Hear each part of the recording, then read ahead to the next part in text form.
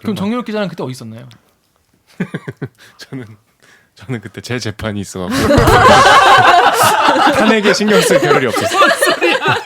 아 진짜예요. 아 그러니까 제가 만약에 생일이라고 하면 센터나 복음방에는 수십 명의 사람들이 하루 종일 제 생일 하나만 위해서 이벤트를 해줘요. 기레기. 기레기의 기레기 짓은 김종희 기자 아는데. 계속된다. 아 그래? 가자.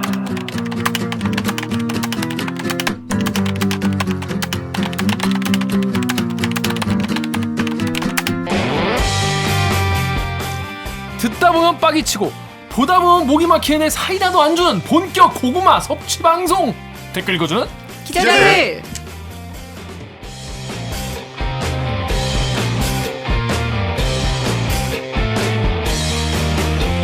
에이 이게 말이 됩니까? 저비용 고퀄리티를 추구하는 산해수공업 방송입니다. KBS 기사에 누리꾼 여러분들이 댓글로 남겨주신 분노, 실책, 응원 모두 다 받아드릴게요. 가짜뉴스 팩트의 불화살로 널 용서하지 않겠어. 반갑습니다. 저는 댓글 읽어주는 기자 김규환 기자입니다. 오늘 방송도 보시다가 아 얘네 그래도 괜찮다 재밌다 들을만하다 싶으시면은 좋아요 구독 버튼 한 번씩만 꼭 눌러주십시오. 여러분의 좋아요와 구독 버튼 뭐라고요? 작은 힘. KBS 정성화의 작은 힘이. 작은 힘입니다. 자 오늘도 참 고생이 많았어요 다들. 자 하루 동안 자기소개 부탁드리겠습니다.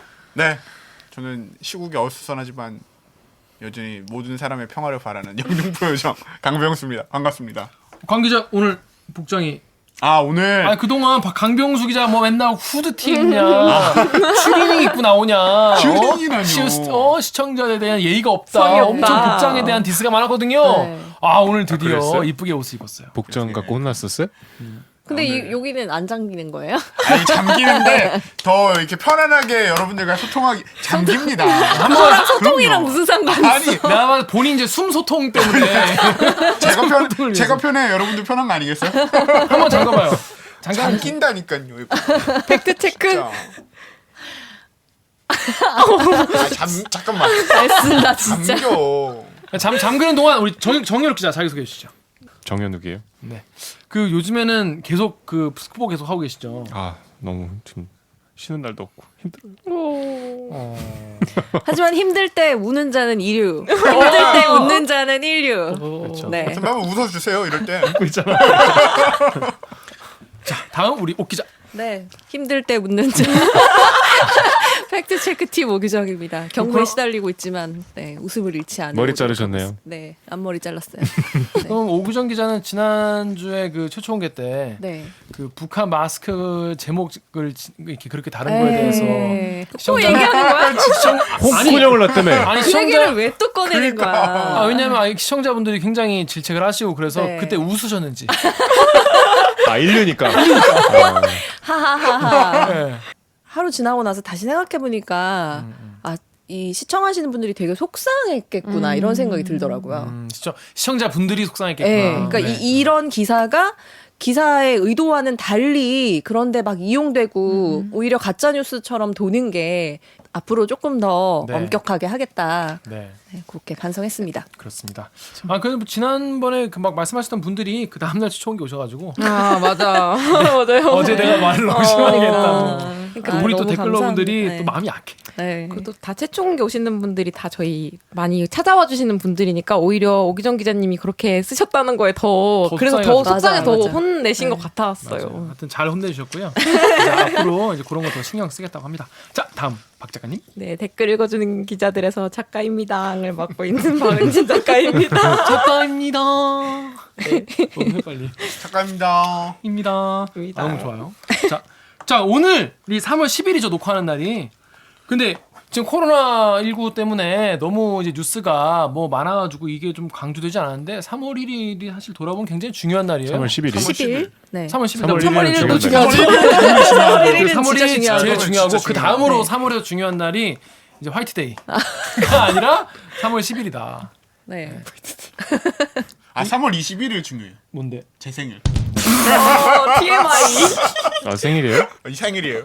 그래서 근데 3월 10일 무슨 날이 다들 아시죠? 이 날이 이제 그 박근혜 전 대통령 탄핵된 날이에요. 탄핵된 지 벌써 3년. 피청구인을 파면함으로써 얻는 헌법 수호의 이익이 압도적으로 크다고 할 것입니다.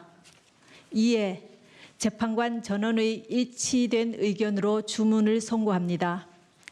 주문. 피청구인 대통령 박근혜를 파면한다. 이 결정에는 세월호 참사와 관련하여 피청구인은 생명권 보호 의무를 위반하지 찾았다, 벌써. 강병수 기자는 그 탄핵 그 재판부에서 땅땅땅 헌재에서 헌재에서 그 인용했을 때 인용해가지고 이제 파면한다 주문을 딱 읽었을 때 어디 그 순간에 어디 있었어요? 저는 포항역 있었어요. 포항역. 포항역? 네. 그때 근데 포항 저희가 근무였나? 포항 근무 2년 차에 한번 지방 근무 가야 되니까 포항으로 갔어가지고 시민들 반응 이런 거 담아야 하는 리포트를 준비하고 있어가지고 포항역에서 포항 분위기 KTX 어땠어요? 그때는 진짜 딱 갈렸어요. 이렇게 이러면서 막 박수 치는 분도 있고 그다음에 약간 그냥 장탄식 하시는 분도 있고 이러면서 근데 막 이렇게 극적인 효과가 사실 많지는 않았는데 사람들이 그 순간에 뭔가 이렇게 탄성을 지르는 그 모습은 다 있었죠. 헌재 판결문 나올 때 그때 여기에 있었던 아, 거예요? 여기 그 딱 그 순간을 이제 담으려고 해가지고 그럼 정유럽 기자는 그때 어디 있었나요? 저는 그때 제 재판이 있어갖고 탄핵에 신경 쓸 겨를이 없었어. 아 진짜예요. 그러니까 내가 중요하지. 그러니까 그날 대한민국엔 두 개의 중요한 재판이 있었는데 하나는 박근혜 전 대통령 탄핵 재판이고 하나는 정유럽 기자 재판이었다. 내가 그날 페이스북에 글도 올렸어. 이런 재판도 오늘 있답니다. 아무도 관심 없어. 관심 좀. 무슨 재판이었는데요? 사실 되게 중요한 재판인데 그러니까 KBS 중요한 역사상. 엄청 중요한 네. 재판이에요. 무슨 재판이에요? 설명해주세요. 저 뭐죠? 인사 부당 인사. 부당 인사 취소 가처분 이제 선고 나오는 날 맞나? 아 선고가 아니고 이제 공판 기일이었어요. 그래서 출석해서 이제 얘기를 해야 되는. 그래서 굉장히 긴장한 상태로 탄핵에 전혀 관심이 없었고요. 끝나고 나오니까 결과가 나와 있더라고요. 그러니까 그 여러분 뭐 아시겠지만 정유럽 기자가 예전에 그 적폐 그 지도부로부터 이제 그 JP? JP 그 지도부로부터 이제 부당 그 인사 발령을 받아가지고 지역 이제 제주도라는 지역에 이제 유배 갔죠. 이제 제주도 지역에 이제 가서 오랫동안 있다가 이제 온 일이 있었죠. 그래서 그게 이제 부당 전보다 부당 인사 발령이다라는 나중에 이제 판결이 나오긴 했는데 그거에 공판 기일에 갔다가 나오셨다는. 그날 보통 변호인하고 판사하고 대화하지 그 신청인 원고한테는 질문을 안 하거든요 보통. 네. 근데 갑자기 판사가 저한테 질문했어요. 제주도 발령 난 게 생활상에 큰 불편이 있냐. 근데 제가 아무 생각 없이 별로 없는데요 했다가 밑으로 변호사가 허벅지를 이렇게 꽂아놓은 거야 진짜로. 있다고 그래서 해. 바로 취소하고 없지만 그러니까 말이 안 되는 거죠. 없지만 있다고 한 거죠. 그런 중요한 여러분 그런 중요한 날이었어요. 재판이 또 하나 있었다. 그래서 박 작가님은 그때 딱 저 스웨덴에 있었어요.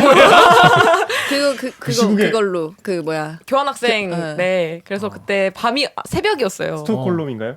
아니요. 웁살라에 있었는데 웁살라라는 곳에 있었는데 거기 근데 그때 당시 되게 신기했던 게 그때 친구들이 거의 Do you I know 강남 스타일이라고 되게 아, 많이 Do you know style?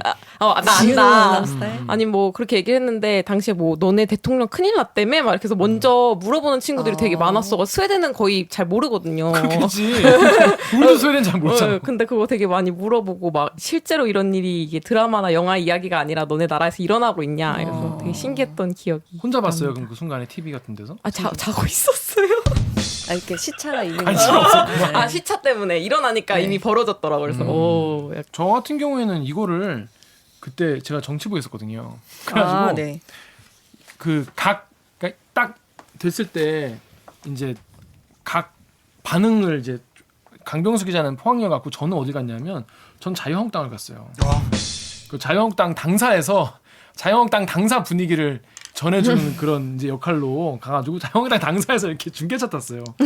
자유한국당 당사 가봅니다. 김기환 기자 그러면 네 자유한국당 당사는 침통한 분위기에 휩싸여 있습니다. 무슨 뭐가 나오는 순간 누구는 뭐 표정이 어떻고 핫한식을 내뱉었고 막 그런 거 하러. 여러분은 그 이 소식 전해졌을 때 어디에 계셨는지 궁금하네요. 댓글로 한번 얘기를 해주시면 재밌을 것 같습니다. 자 대한민국이라는 나라가 존재하는 한 가장 중요한 장면 중에 하나였습니다. 정말 대한민국 역사. 진짜 역사상 진짜 가장 큰 뉴스 중에 하나예요. 근데 벌써 그러니까- 너무 옛날 얘기 같고 이렇게 뭐 좀 식상해지고 오늘 뭐 누가 탄핵 그런 얘기 안 했잖아요. 이거는 뭐 몇 주년이라고 얘기할 법한 그러니까요. 이슈긴 진짜. 하잖아요. 아니, 게다가 진짜 큰 이슈죠. 옥중 서신도 보내시고 나왔고 뭐 존재감이 이러면. 이렇게 있으신데. 사실 코로나 때문에 묻힌 거라고 봐요. 그렇죠. 그리고 신문사에서 뭐 아직 박근혜 뭐 살아 있다 뭐 그런 식의 살아는 평도- 계시죠. 네.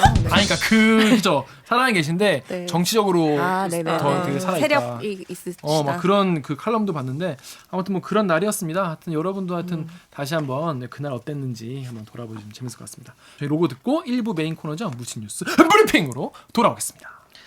제 건 편집되겠군요. 그럼 통으로 편집될 것 같은데. 통편집. 나는 기레기가 싫어요. 지금 여러분은 본격 KBS 소통 방송 댓글 읽어주는 기자들을 듣고 계십니다.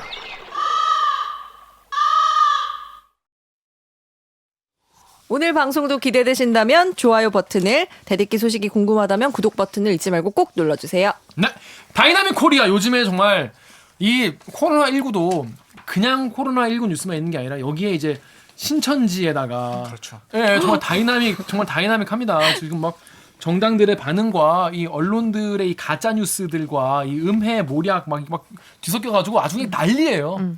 그래서 저희가 이렇게 정신이 없을 정도로 뉴스가 많은데 저희가 이 굵은 뉴스에 휩쓸려서 주목받지 못한 뉴스를 정리해서 전달을 해드리겠습니다. 묻힌 뉴스 브리핑. 자, 첫 번째 기사는요. 저희 지금 대구에 가 있는 이 KBS 취재진이 전해온 뉴스예요. 근데 강병수 기자가 일단 준비했던 거죠? 어떤 네. 뉴스입니까? 첫 번째 기사는 3월 10일 오늘 나온 기사인데 네. 한마음 아파트는 교인들을 위한 핍박자 숙소라고 하는 제목의 이화진 기자가 쓴 기사입니다. 대구에서 취재 중인 이화진 기자가. 코호트 격리된 그 아파트. 맞습니다. 그래서 제가 뽑은 한 줄 키워드는 수고하고 무거운 짐진 자들아 다 내게로 오라. 오라? 네, 물음표요. 물음표. 여기도 성경에 오라? 이런 말이 있는데 네, 교회에 항상 붙어 있는 말 중에 하나거든요. 그쵸. 맞아, 모든 교회 앞에 다 네. 이렇게 맞아요. 전광판으로 들어가고 싶잖아 막. 아, 나 짐 졌는데. 아니 근데 그 뭐죠? 내용이 어떤가 대충? 이게 이제 대구의 한 아파트에서 46명의 이 코로나 확진자가 나와가지고 굉장히 이슈가 됐었는데 대구 한마음 아파트라는 곳이에요. 근데 이 대구 한마음 아파트라는 곳이 이제 알고 봤더니 이런 얘기가 나오고 있는 건데 알고 봤더니 그 신천지 교인들의 이른바 핍박자 숙소라는 것이다. 이런 이야기가 나와서 그에 대해 취재를 한 건데요. 원래 이제 대구 MBC가 이거 단독을 터뜨렸죠. 원래 이거 이제 신천지 분들이 많이 사시는 곳이다. 네. 그런데 이제 이화진 기자가 좀 더 알아보니까 여기가 핍박자 숙소로 알려져 있다는 네. 그런 이야기입니다. 자, 그래서 저희가 사실 뭐 강병수 기자 정리를 할 수 있지만은 기왕이면 지금 현장에 나가 있는 그쵸. 목소리를 듣는 게 좋을 것 같아가지고 그렇습니다. 이화진 기자를 전화로 연결을 했습니다. 오, 오랜만. 네, 오랜만입니다. 이화진 기자 전화 연결 한번 해보겠습니다. 이화진 기자. 네. 이화진 기자 안녕하세요. 오랜만이에요. 네. 왜 저래? 내가 우리 구독자분들한테 인사 좀 해주세요. 오랜만인데. 네, 여러분 안녕하세요. 네, 그동안 인사를 못 드렸지만 저는 잘 살아 있었습니다. 네, 저는 지금 대구에 파견을 와 있어서 연결을 한 상태고요. 자, 이화진 기자. 그런데 우리 구독자분들이 제일 네. 궁금해하는 게 이화진 기자 뭐 나경원 그 취재하러 예일대 간이 많이 했는데 왜 그거 소식이 없냐 이런 거예요. 그거 어떻게 되는지 한번 답변을 깔끔하게 좀 해주세요. 일단은 그거 취재는 네. 아직까지 하고 있어요. 진짜로? 계속 하고 있어요. 저는 놓지 않았고 오. 네, 소스는 다 있고 바로 기사 그냥 내일 나갈 수도 있는데 네. 이게 크로스 체크가 마지막 하나만 남아 있는 거예요. 계속 그러다가 MBC가 다 하면 어떡해. 아끼다 똥됩니다. 네. 근데 그 자료가, 그러니까 저희는 다 심증도 있는데 마지막 확인차 자료가 하나 와야 되는데 그게 지금 안 와요. 그리고 저도 조금 아쉬운 게 지난 7일 날 JTBC에서 나경원 관련해서 SOK 관련한 문체부 감사 리포트 했더라고요. 네네네네. 네. 그거 원래 제가 서울에 있었으면 원래 계속 작업을 해오던 거라 받아서 할 수 있었는데 지금 너무 멀리 있어가지고. 맞아요. 이거 아니 근데 취재하고 왜 있다고. 이화진 기자만 하냐고 이거를. 그러니까요. 너무 네, 안타깝습니다. 하여튼 그래서 지금 어떻게 되고 있습니까? 잘 되고 있어요? 네, 계속 취재하고 있는데 제가 좀 부족해서 그 마지막 퍼즐을 못 끼고 있는데 제가 다시 서울 올라가면은 마지막 좀 힘을 좀 내볼게요. 알겠습니다. 아유 너무 고생 많습니다. 자 일단 그 한마음 아파트는 교인을 위한 핍박자 숙소 이 기사 잘 봤어요. 네. 네, 여기서 이제 일단 이거를 어떻게 취재를 하게 된 거예요? 이게 사실은 그 한마음 아파트 같은 경우에는 대구 MBC가 처음 이제 단독을 한 거잖아요. 네, 그 대구 뭐 사실상 저희가 물을 먹었죠. 대구 근데 네, 거기서 어쨌든 했는데 네. 다행히 이제 저희한테도 제보가 들어오잖아요. 네. 이 신천지 교인분들 가운데 아직 탈퇴는 안 했지만 내부적으로 실망을 많이 해서 저희한테 따로 할 말이 있다고 몰래 연락이 오거나 또 아니면 이미 탈퇴하신 분들 가운데서는 그 내부의 실상을 알려주고 싶은 분들이 또 연락이 오고 또 저희가 또 나름 취재를 통해서 확보한 연락처들도 있기 때문에 전화를 돌리면서 이제 얘기를 듣게 된 거죠. 아 그렇구나. 핍박자 숙소라는 게 어떤 겁니까? 그 말이 굉장히 강렬해서 조금 되게 종교 언어 같긴 한데 네. 요 핍박이라는 언어가 아시다시피 배척을 받거나 비판을 받는다는 뜻이잖아요. 네. 그 신천지는 애초에 이단으로 분류가 돼 있기 때문에 네. 자신의 신앙을 이제 공개적으로 밝히는 순간 이제 사람들한테 핍박을 받게 되잖아요. 네. 네, 특히나 이제 가족이나 주변 친구들, 주변 사회로부터 배척을 받는 순간 이제 핍박자라고 정의를 하는데 예, 기독교에 보면은 예수도 핍박을 받는다고 해서 약간 그것과 동일시하는 면도 있어요. 오.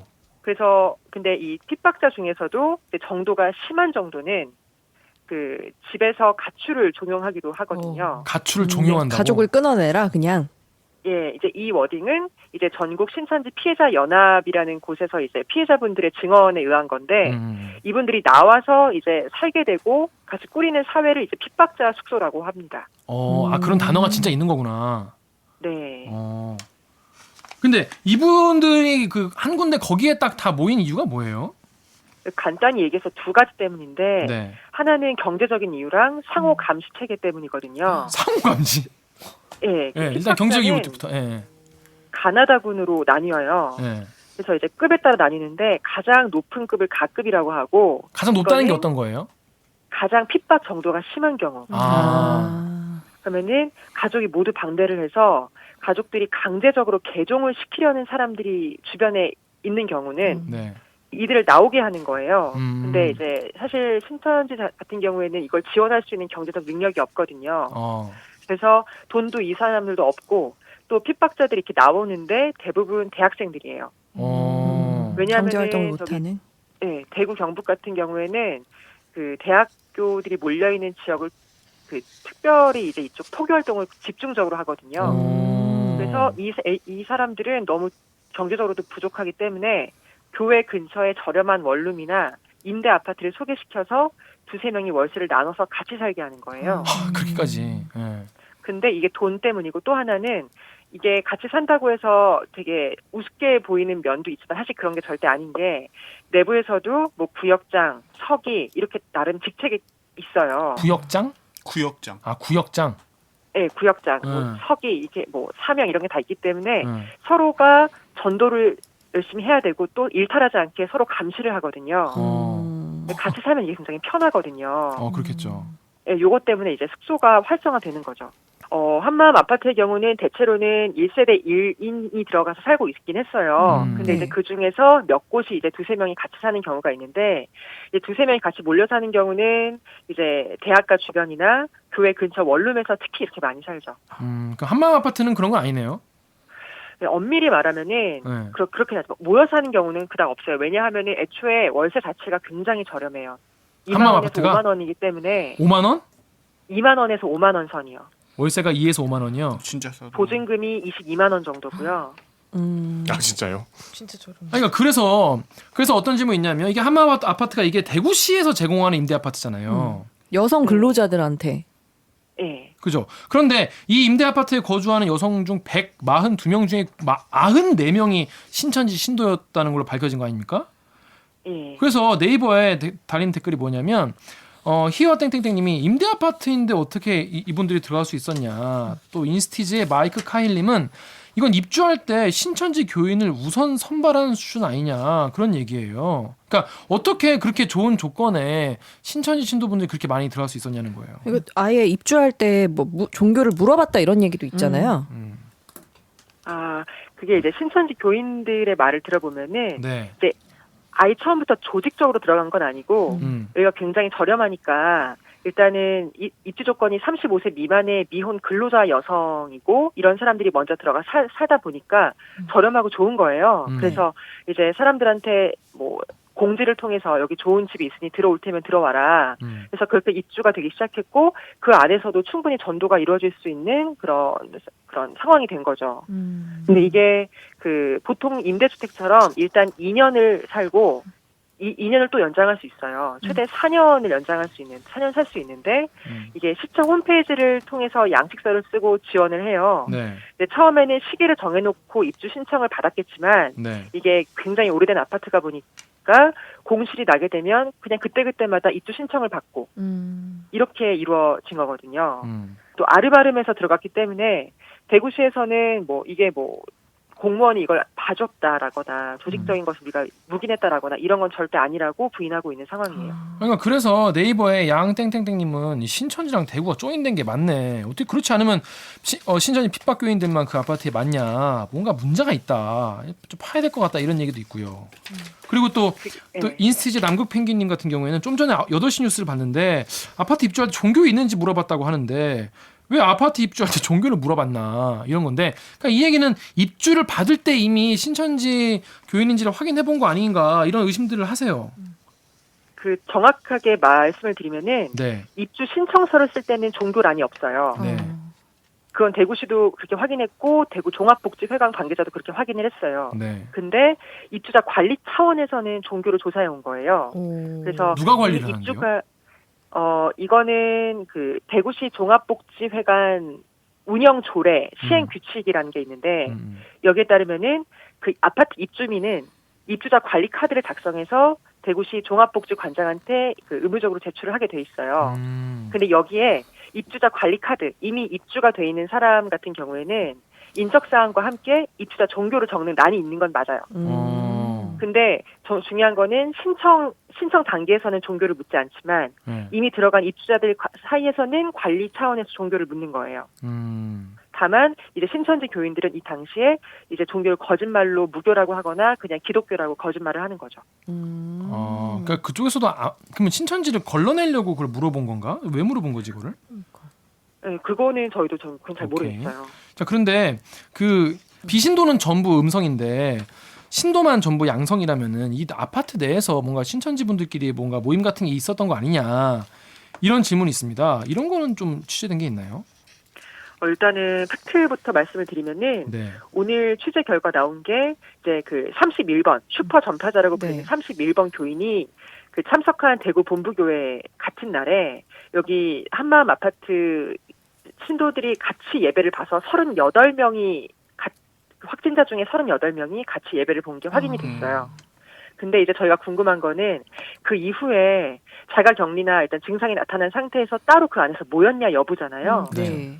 근데 이건 저희가 확언은 절대 할 수 없지만 저희가 인터뷰를 하거나 만나봤던 신천지 교인들의 말에 의하면 예를 들어 우리가 예배를 만약에 제가 기독교라면 예배를 보러 갈 때 목사가 반드시 있어야 예배를 볼 수 있잖아요. 그렇죠. 근데 이제 신천지 같은 경우에는 이제 구역장이라거나 강사라는 직책이 있어요. 네. 이런 신천지 내부의 모든 직책을 사명이라는 이름으로 통칭을 해요. 네. 이런 사명을 맡고 있는 직책이 있는 사람들이 몇 명을 모아서 같이 모여서 예배를 드릴 수가 있대요. 근데 이제 구역장이라는 것 자체가 이제 가까이 있는 사람들을 묶거나 같은 또래에 있는 사람들을 9명에서 10명 사이를 묶어서 뭐 예배, 뭐 등등 모든 관리하는 사람인데 이런 시스템이 있다 보니까 내부에서 충분히 그럴 수 있는 가능성이 있다라고는 뭐 의심을 할 수는 있는 거죠. 그런데 이제 이거에 대해서 이제 신천지가 입장도 냈는데, 그러니까 이게 이런 그 네이버의 댓글 제가 읽어드릴게요. DAAD님이 한마음 아파트는 직접 관리는 안 하신다고? 그럼 직접 관리하는 곳은 어디냐라는 댓글을 달아주셨는데, 그러니까 신천지가 여기를 직접 우리가 관리하진 않는다 이렇게 얘기를 했나 봐요. 네, 그 신천지 홍보가 있잖아요. 네. 네, 홍보는 우리가 확인한 바로는 많이 살긴 하지만 네. 그리고 직접 관리하는 건 아니다. 이렇게 말을 했어요. 음. 근데 이제 그 아까 말씀드렸던 전국 신천지 피해자 그 연합의 말에 의하면은 그 신천지는 섭외부라는 게 있어요. 섭외. 그 섭외하는 섭외부라는 게 있는데 네. 이거는 모든 신도들을 관리하는 곳이에요. 근데 이곳 차원에서 아마 거기를 공식적인 아니지만 비공식적으로 관리를 하고 있었을 거란 얘기예요. 왜냐하면은 만약에 종교 차원에서 아예 시립 아파트 하나를 통째로 관리하면서 조직적으로 들어가라라고 하면은 분명히 문제가 되므로 그렇게는 하지 않고 그냥 아름아름이라도 아마 관리를 하고 있었을 것이다라는 주장이 있어요.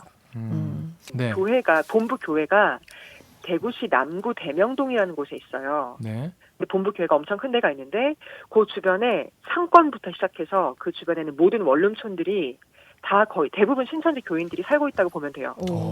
왜냐하면 이분들은 자신의 생활과 직장과 종교가 완벽히 삼위일체가 되는 경향이거든요. 그래서 그런 기조 플러스 경제적으로도 어렵고 상호 감시가 있어야 되다 보니까 이런 곳들이 많아지는 거죠. 그 네이버에 메이드 땡땡땡님은 가족에게 외면받는 교인의 이탈을 막기 위해서라기보다는 가족에게 외면받은 교인을 주변을 더 신천지 교인들로 메워서 신천지가 아니면 기댈 곳이 없게 만드는 것 아니냐 이런 말씀도 하세요. 그런 전략도 있을 수 있다고 봐야 되나요?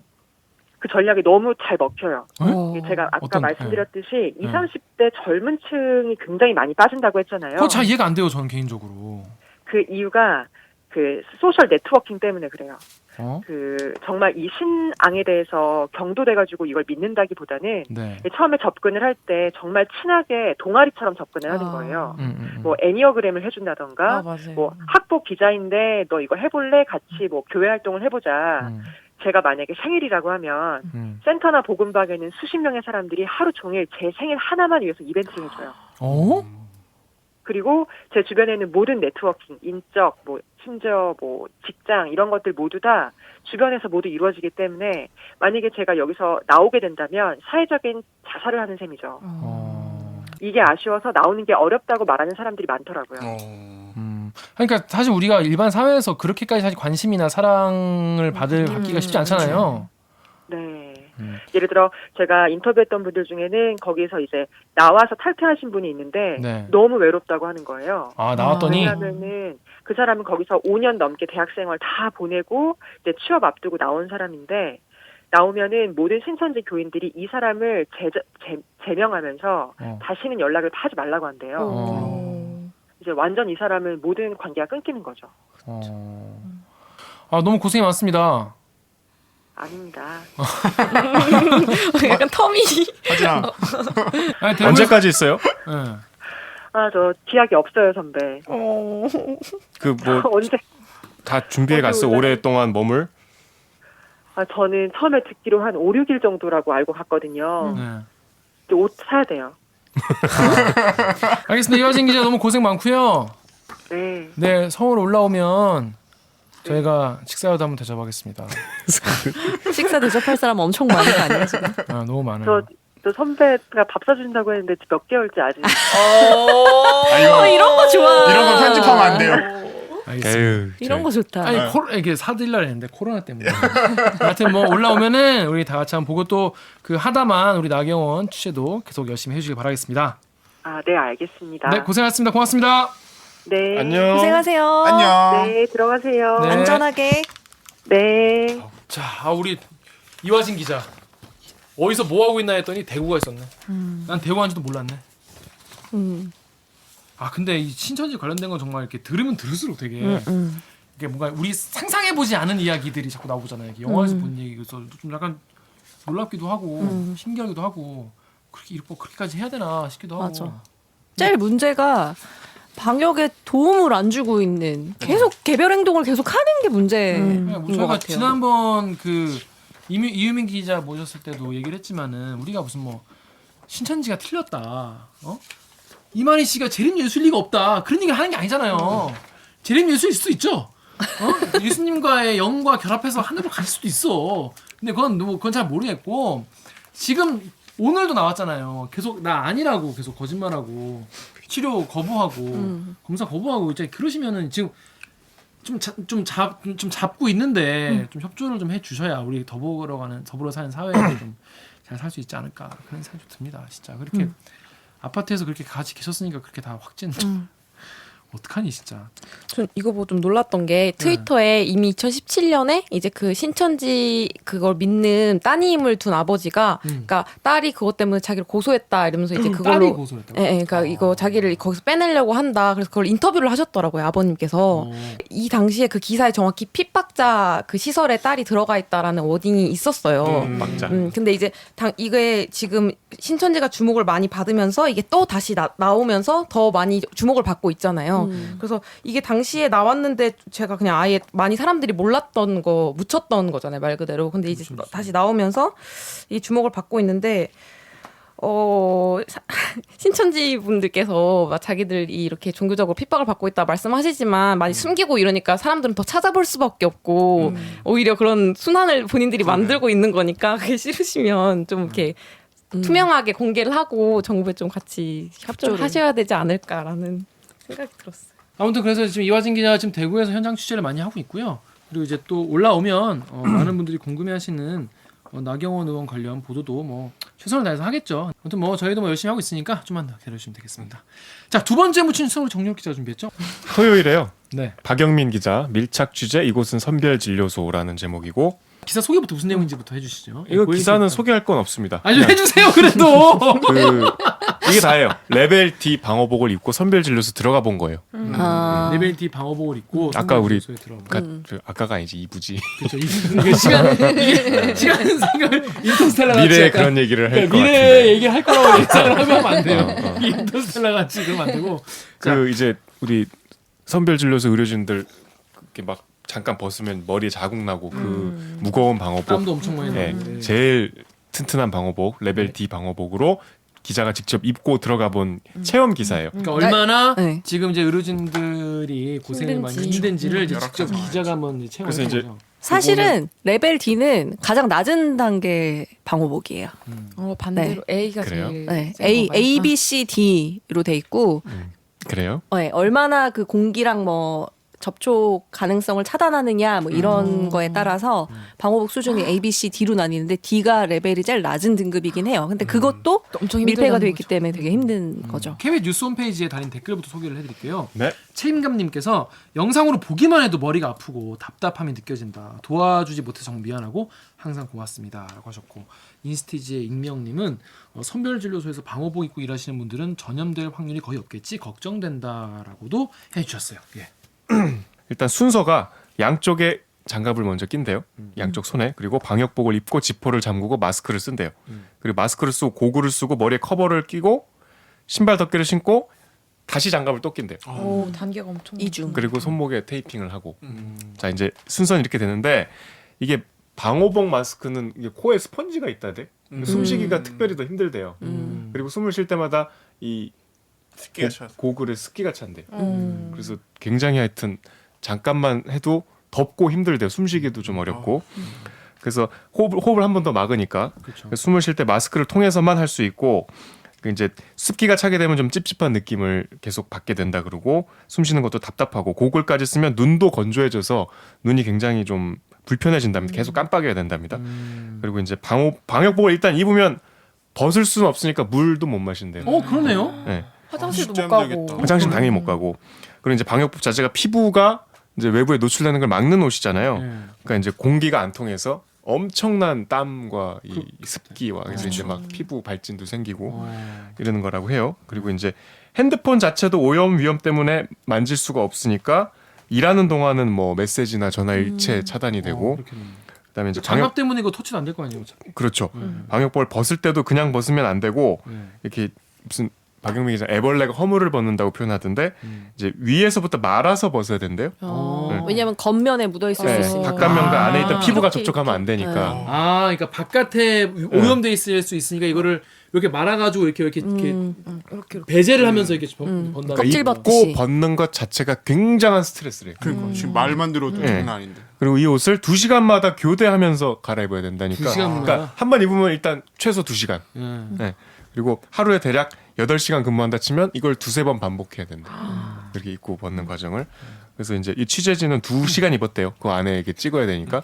그래서 상당히 생각보다 오래 입고 다녔는데 이제 방역복을 머리까지 이렇게 뒤집어 쓰니까 전체적으로 이렇게 일단 굉장히 압박이 돼서 머리가 아프대요. 눌려서. 그리고 이제 마스크 줄이 머리 뒤쪽으로 넘어가는 거라서 그 줄 따라서 다 자국이 난대. 얼굴에 그렇게. 엄청 세게. 그러니까 이제 그 의료진 얼굴에 이렇게 자국 나는 거 그게 이렇게 그러니까 이렇게 막 좀 특별히 예외적인 상황이 아니라 다 그렇게 난대요. 그래서 하여튼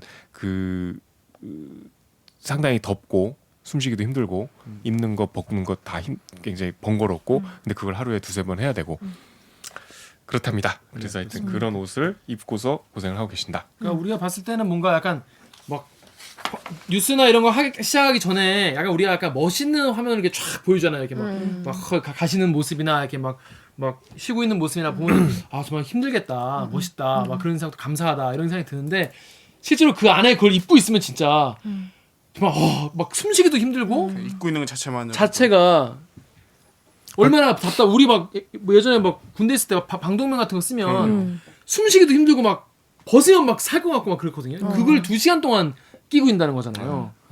저희 마스크도 엄청 답답하잖아요. 대중교통 맞아요. 같은데 그렇죠. 그것만 해도 엄청 답답한데 이거는 진짜 답답해요. 마스크랑은 사실 비교하면 좀 비교가 안 비교도 되고. 안 하고 그리고 그리고 안 또- 될 만큼. 물 2시간 동안 물 못 마시고 화장실 못 간다는 건 정말 고통스럽긴 하겠다 진짜. 또 그런 상황입니다. 근데 이제 그렇게 입고 또 집중해서 하여튼 업무를 그렇죠. 의료 그걸 또 하루에 몇 번씩 왔다 갔다 갈아입어야 돼요. 그 리포트 다음에 그 대구에서 의료 봉사 중이신 의사를 화상 연결했었거든요. 취지와 다르게 너무 표정이 좋으셨는데 일단 자기 병원 문 닫고 와서 하시는 분이죠. 근데 대단하다. 그렇게 고생을 자처하시기도 했고 근데 이제 그분 말씀은 뭐 기사도 나갔지만 가장 큰 문제는 간호사 부족 문제라대요. 맞아요. 간호사가 부족해서 간호사들이 이제 환자를 의사보다 더 자주 보고 가까이 있잖아요. 그쵸.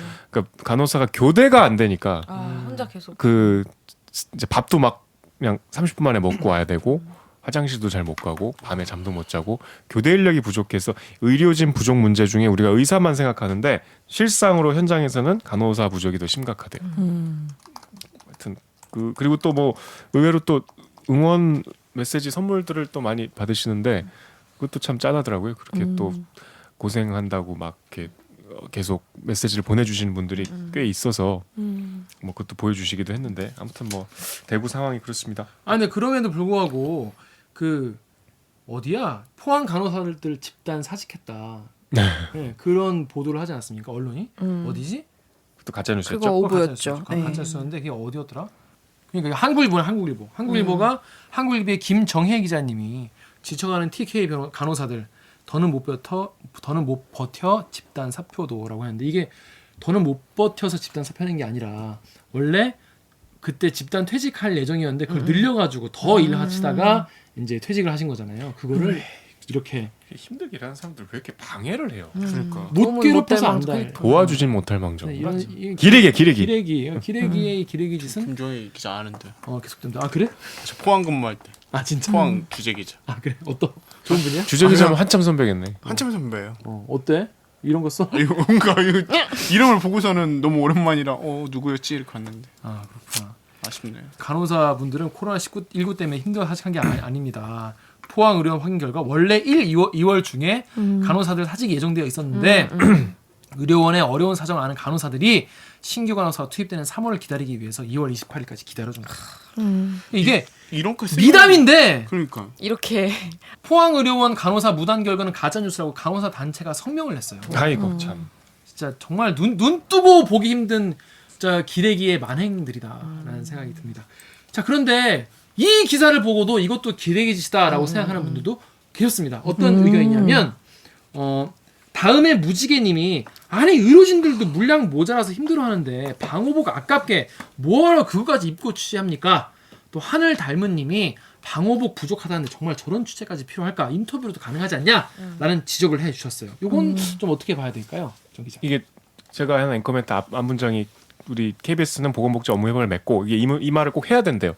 우리가 보건복지부와 계약을 맺고 여러 가지 지금 무슨 공동 대응을 하기 협약인 때문에 거예요? 업무 협약인데 뭐 복지부에서도 필요하니까 이제 KBS를 통해서 내보낸 거고. 그러니까 그러니까 보건복지부의 차원에서 이제 KBS와 업무 협약을 맺고 네. 자 이런 거를 해보자 해서 국민들에게 알리자라는 차원에서 전에 우리 저 했다는 코로나 거죠? 초기에 그 중앙의료원도 내부 취재를 했잖아요. 이게 내부 영상 갖고. 네. 네. 그런 요거는 우리가 이렇게 협약을 맺고 한번 한 해보자. 겁니다. 네, 네, 그러니까 합의가 이거는 돼서 한. 조금 오해 이렇게 충분히 생각하실 수도 있는데 네. 그거는 아니었다는. 아무튼 뭐 그냥 여러분 이런 걱정하시는 것도 뭐 이해가 되고 뭐 아예 일리가 없는 지적은 아닌 것 같아요. 아닌 것 같은데 뭐 그런 취지에서 좀 더 생생하게 전달해 드리고자 하는 차원에서 했는데 모르겠습니다. 어떤 게 더 맞는 건지는 저도 뭐 판단의 문제인 것 같아요. 근데 얼마나 고생하시는지 좀 알 필요는 있지 않나요? 네, 그래서 뭐- 이 보도를 통해서 좀 많은 분들이 더 얼마나 고생하시는지를 다 알게 되고 여기에 대한 지원이 좀 더 늘어난다면 뭐 오히려 뭐 더 도움이 될 수 있지 않을까 그런 생각이 드네요. 기자들도 실제로 안 해보면 사실 모르는 영역이니까 뭐 조금 너그럽게 봐주면 좋을 것 같아요. 네. 네, 그렇습니다. 자, 한번 저희는 이제 방금 저희가 한국일보 기사도 전해드렸지만은 이렇게 가짜 뉴스. 근데 우리 다 근데 가짜 뉴스라는 표현이 너무 점잖아. 네. 유언비어. 유언비어고 이런 게 너무 많아서 저희 2부는 코로나19 관련 가짜 뉴스 유언비어 총정리. 총정리인데 우리가 이렇게 하고 있는 순간에도 나오고 있기 때문에 끝이 아니겠죠? 네. 요거에서 중간 정리, 중간 정산. 중간 정리를 해서 코로나19 이 뉴스 시발 목미로 준비를 했습니다. 그러면 저희는 2부로 돌아오겠습니다. 로고 주세요.